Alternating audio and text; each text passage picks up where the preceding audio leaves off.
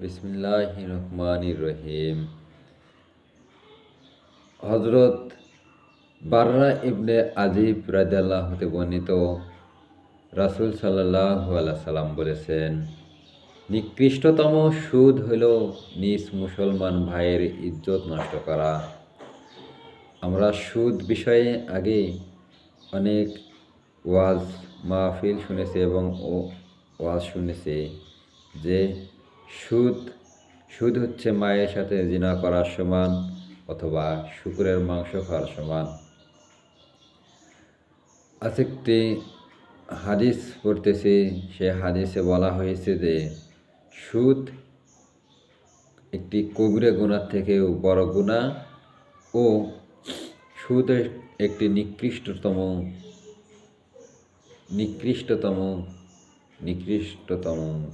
একটি ভয়াবহ গুনাহ। এবং এই সুদ কিভাবে হয় সেটি বলা হয়েছে।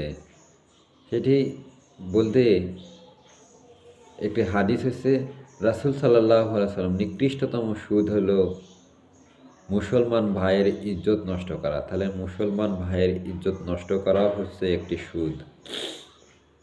শুধু অর্থ লেনদেনের মাধ্যমে সুদ হয় না, মুসলমান ভাইয়ের ইজ্জত নষ্ট করার মধ্যে দিয়েও সুদ হয়। অর্থাৎ তার সম্মানের ক্ষতি করা, এক মুসলমান অন্য মুসলমানের সম্মানের ক্ষতি করার মাধ্যমেও সুদ হয়। তার যে কোনো উপায় হোক, যেমন গীবত করে হোক, তুচ্ছ তাচ্ছিল্য করে হোক, অপমান করিতে হোক, মুসলমান ইজ্জত নষ্ট করাকে নিকৃষ্টতম সুদ।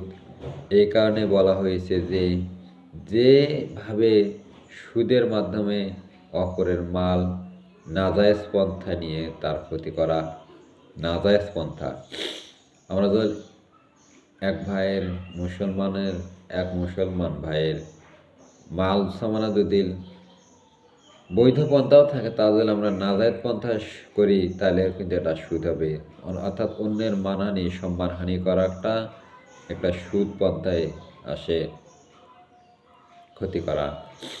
এবার মুসলমান ভাইয়ের ইজ্জত নষ্ট করার মধ্যে তার মান মর্যাদার ক্ষতি করা হয়, যেহেতু মুসলমানের ইজ্জত ও মান মর্যাদা তার ধন সম্পদের চেয়েও বেশি সম্মানের জিনিস।